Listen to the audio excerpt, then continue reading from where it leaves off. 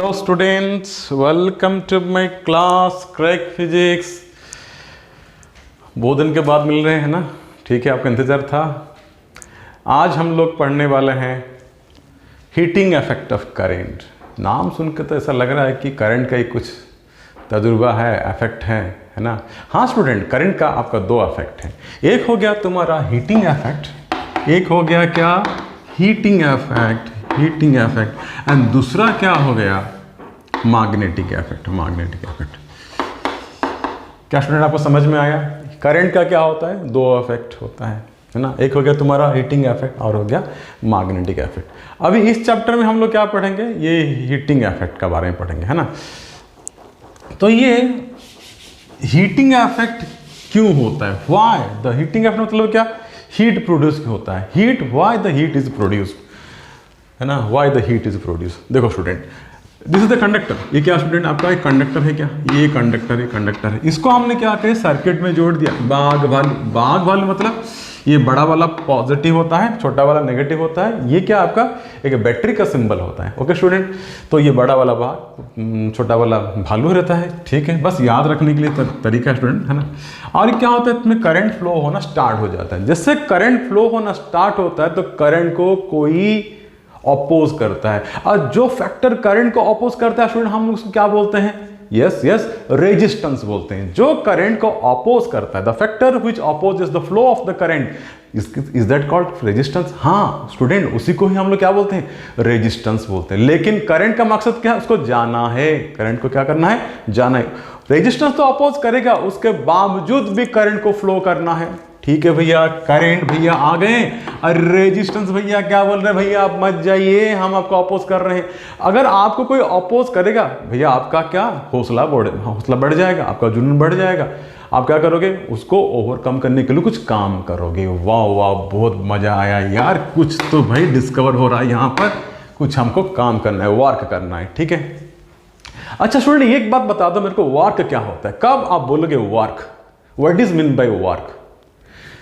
When one form of energy is converted to another form of energy, when there is a conversion of energy। आप खड़े हो, आपका potential energy rest में है, आप खड़े हो, आप काम नहीं कर रहे, मतलब क्या, आपका जो पोटेंशियल एनर्जी स्टूडेंट दूसरा एनर्जी में कन्वर्ट नहीं हो रहा है, उसलिए तो काम नहीं हो रहा है। अगर काम हुआ तो ये पता चलता है कि भाई वहां पर एनर्जी का कन्वर्शन स्टार्ट हो गया, वहां पर एनर्जी का क्या हो गया, कन्वर्शन स्टार्ट हो गया। तो यहां पर अगर यहां पर current if the current need to overcome the resistance, then current need to do some work. Current क्या करेगा, वहां पर कुछ काम करेगा, है ना। जब वहां पर काम करने लगेगा, करंट में कौन सा एनर्जी है, इलेक्ट्रिकल एनर्जी। तो ये इलेक्ट्रिकल एनर्जी दूसरा एनर्जी में कन्वर्ट हो गया जाएगा। जब कुछ ये काम होता है, मतलब ये electrical energy student, electrical energy क्या होगा, दूसरा कोई एनर्जी में कन्वर्ट होगा। कौन सा एनर्जी में कन्वर्ट होता है स्टूडेंट? काम तो किया, काम हुआ, मतलब एनर्जी कन्वर्सन हुआ, तो इलेक्ट्रिकल एनर्जी कोई दूसरा एनर्जी में कन्वर्ट हो जाएगा, दूसरा एनर्जी कन्वर्ट हो जाएगा।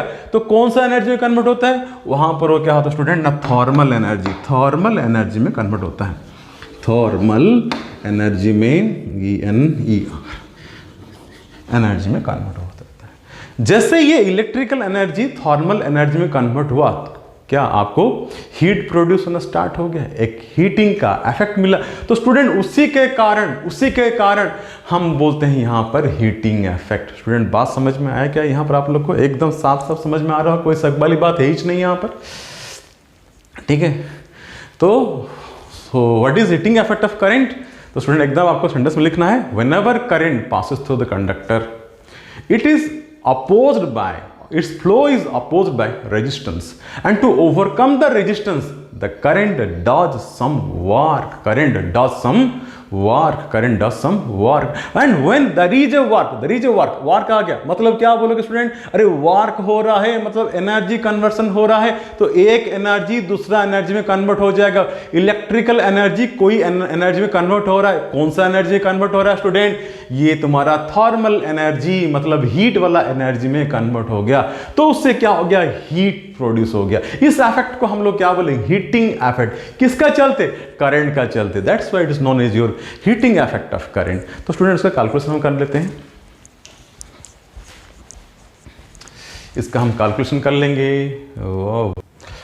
अब पढ़ते हैं स्टूडेंट हम लोग joules law of heating effect. ये सारे जो इफेक्ट को किसने पहले स्टडी किया था? The scientist name, his name is James Prescott Joules. The scientist name James Prescott Joule. He was the first scientist who studied about this effect. Which effect? Heating effect. According to his name, we say Joule's law of heating effect. So what he is saying that ये क्या बोल रहे हैं? This heat is directly proportional to square of the current. Current को हम लोग क्या बोलते हैं स्टूडेंट? I में डिनोट करते हैं। तो उसको आप इक्वेशन 1 लिख दीजिए, equation number 1। And this current also depend upon, this heat also depend upon resistance के ऊपर भी डिपेंड करता है। और जैसे समय बढ़ते जाएगा स्टूडेंट, हीट भी बढ़ेगा। ये एकदम कॉमन चीज है। जैसे हम लोग क्या करेंगे? टाइम बढ़ाएंगे, तो टाइम और हीट में क्या रिलेशन आ जाएगा? डायरेक्टली प्रोपोर्शनल आ जाएगा। तो ये तीनों टर्म ना student directly proportional to each other है। This heat is directly proportional to current, square of the current, heat directly proportional to resistance, and the heat produced that also directly proportional to the time. Time बढ़ते जाएगा तो heat भी बढ़ते जाएगा, ठीक है? Thus all are directly proportional to each other. Who? Current, resistance and the time. अगर ये तीनों इक्वेशन को स्टूडेंट हम कंबाइन करते हैं तो हमको ऐसा कुछ इक्वेशन मिलेगा।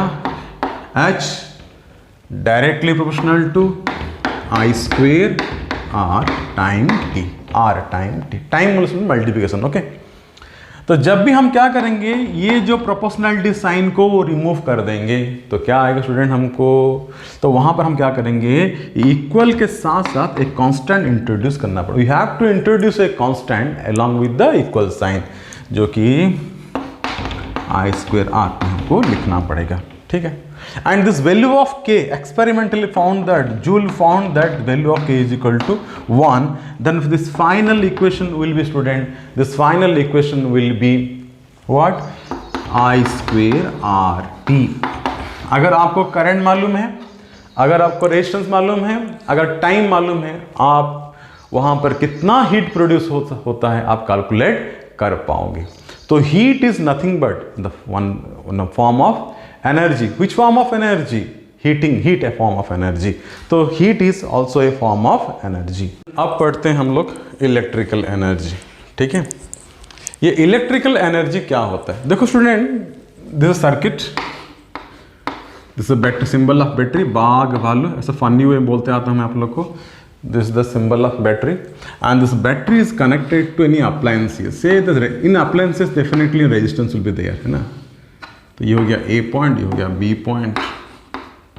यहाँ पर पक्का पोटेंशियल डिफरेंस मिलेगा, भी मिलेगा, ठीक है, ठीक है।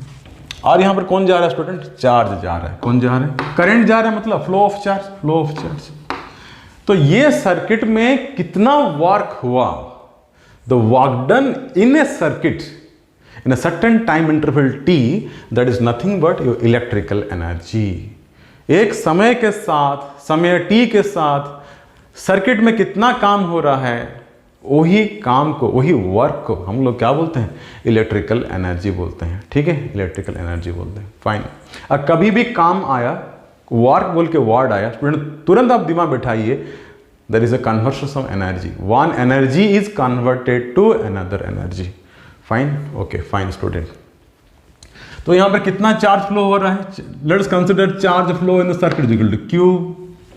क्या यहाँ पर करंट है? हाँ, करंट है, ओके, करंट है। तो करंट का फॉर्मूला क्या होता है स्टूडेंट? चार्ज बाय टाइम होता है। क्या होता है? Charge by time, okay. और स्टूडेंट ये क्या हो जाएगा तुम्हारा? चार्ज क्या होता है? चार्ज इक्वल टू क्या हो जाएगा तुम्हारा? आई टाइम टी हो जाएगा, I time T, okay, fine student.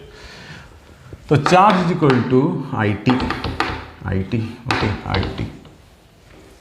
अच्छा, यहाँ पोटेंशियल कितना student? What is the potential?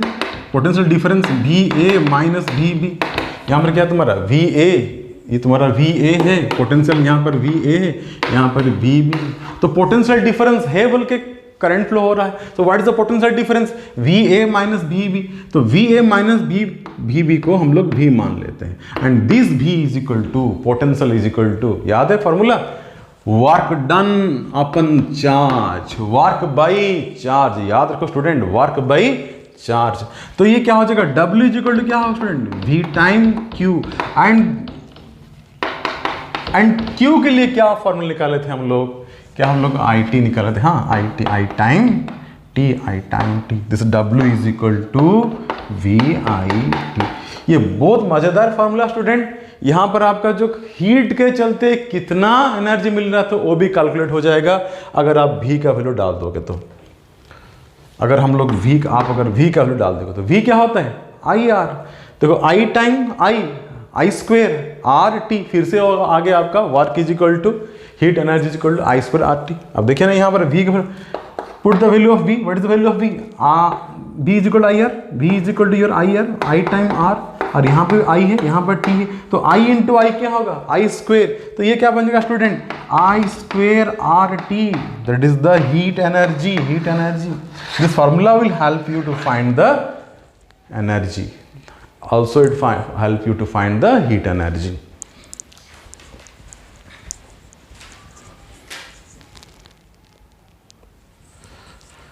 Student अभी हम लोग पढ़ेंगे इलेक्ट्रिकल पावर। पावर क्या होता है ना, पावर क्या होता है, वाट तो आप समझ लिए, वाट क्या होता है, वाट का दो डेफिनेशन स्टूडेंट, एक होता है तुम्हारा if energy the agent which convert one form of energy to another form of energy, that agent is known as student your work, okay? जो एजेंट एक एनर्जी को दूसरा एनर्जी में कन्वर्ट करता है उसको क्या बोलते हैं स्टूडेंट, वर्क बोलते हैं। एंड वर्क का दूसरा फॉर्मूला हो गया the product of force and displacement. बाद में पढ़ोगे कि dot product of force and displacement in 11th class, but अब तक के लिए आपको डॉट प्रोडक्ट नहीं मालूम है, तो वर्क का formula is product of force and displacement. And what is the formula for the power, what is the formula for the power, तो power is denoted by symbol P, ये W by T, rate of change of doing work, और rate of doing work is known as your power. समय के साथ साथ आप कितना काम किया स्टूडेंट उसको बोलते हैं स्टूडेंट क्या, पावर। तो पावर का डेफिनेशन लिख लीजिए कि rate of doing work is known as power. कभी भी कोई चीज टाइम से डिवाइड होता है स्टूडेंट उसको क्या बोलते हैं, रेट बोलते हैं। समय के साथ वो कितना चेंज हो रहा है, ठीक है, उसको बोलते हैं रेट। सो टाइम के साथ बदलना उसको क्या बोलते हैं, rate. The rate of doing work is nothing but it's the definition of your the power, definition of the power. So student, there are different units are there. There are different units of power are there. One is your 1 kilowatt. I will say you 1 kilowatt. 1 kilowatt. Okay, power unit. कैसे हो गया 1 kilowatt?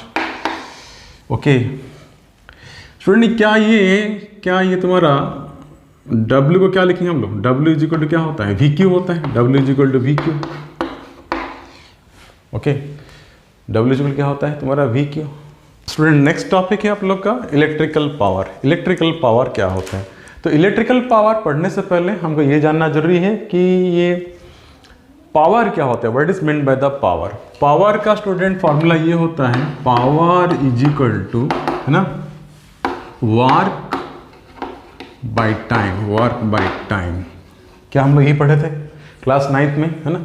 तो power is equal to क्या होता है, work by time. तो इसको कैसे डिफाइन करेंगे, देखो स्टूडेंट, कोई भी चीज अगर टाइम से डिवाइड होता है तो उसका वही एक ट्रिक होता है उसको डिफाइन करने का। याद है क्या ट्रिक होता है वो, एनीथिंग डिवाइडेड बाय टाइम, मतलब उसको क्या बोलते हैं, rate, rate of doing work. So power is defined as the rate of doing work, the rate of doing work is called student power, is called power, है ना। सो ये scalar quantity होता है, इसका यूनिट क्या था student, it is scalar quantity it is a scalar quantity है ना। इसका यूनिट क्या होता है स्टूडेंट, वाट होता है, वाट, W8। SI सिस्टम में वाट होता है और इसका कोई प्रैक्टिकल यूनिट नहीं है CGS सिस्टम में, है ना। सो ये scalar quantity, its unit is what. क्या समझ में आया, ठीक है। तो स्टूडेंट ये क्या क्या फार्मूला बन सकता है, क्या क्या फार्मूला बन सकता है, फार्मूला ऑफ द पावर। तो P इज इक्वल टू क्या स्टूडेंट, ये W/T होता है। क्या W is equal to VQ होता है। देखो student W is equal to क्या होगा, VQ हो जाएगा। और Q/T स्टूडेंट क्या होता है, Q/T क्या होगा, what is Q/T, formula for the Q/T। So Q/T is equal to क्या स्टूडेंट, I होगा। So V time I, so this is VI। तो power formula is equal to, एक फॉर्मूला मिल गया आपको, P is equal to VI। ये एक formula है, एक फॉर्मूला है। दूसरा फॉर्मूला देखो student, power is equal to, वो आपका क्या होगा, VI होगा, VI होगा। तो power is equal to VI। एक काम करो, अभी V को तोड़ो, V इज इक्वल टू क्या, IR होता है। जब V को तोड़ें तो क्या लिखे हम लोग, IR time I into I square साथ में R। तो P is equal to I square time R। तो P is equal to I square R। एक फार्मूला बन गया। किसको तोड़े थे स्टूडेंट, हम यहाँ पर V को तोड़े थे। तो नेक्स्ट स्टेप में हम क्या करेंगे, I को तोड़ डालेंगे। चलो I को तोड़ते हैं। अब देखो student, this P is equal to क्या होता है, VI। अब देखो ये I को तोड़ो, जैसे I को तोड़ेंगे तो क्या मिलेगा, V/R। तो क्या V/R। तो P is equal to your V square by your R। ये फॉर्मूला, कितना फॉर्मूला मिला स्टूडेंट पावर का, पावर का हो गया आपका 3 फॉर्मूले। One is P is equal to VI, दूसरा P is equal to I square R, तीसरा P is equal to V square by R। Student power has the 3 unit, one is 3 practical units are there।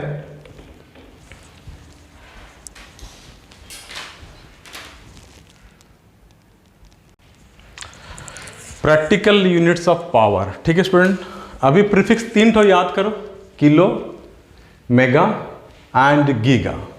Then after 11th में पूरा आएगा, है ना। This prefix you will going to learn, 11 prefix are there.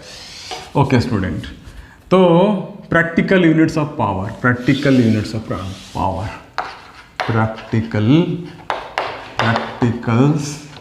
Unit of power, practical unit of power, है ना student. Practical unit of power देखो, आप देखो स्टूडेंट, 1 किलोवाट क्या लिखा है, 1, क्या ये वाट होता है, वाट, पावर का यूनिट क्या हो गया, वाट लिख दीजिए। और आगे में लगा दो prefix kilowatt. 1 kilowatt is equal to 10⁻³ watt, 10⁻³ watt. Next 1 megawatt, अब वाट लगाइए और सामने लगाइए मेगा। तो 1 megawatt is equal to 10⁻6 watt. Watt लिखिए आप लोग, वाट लिखिए। इसमें लगा है स्टूडेंट आप लोग giga, GIGA, giga. 1 gigawatt is equal to 10⁻9 watt, 10⁻9 watt. These are the 3 practical units of watt।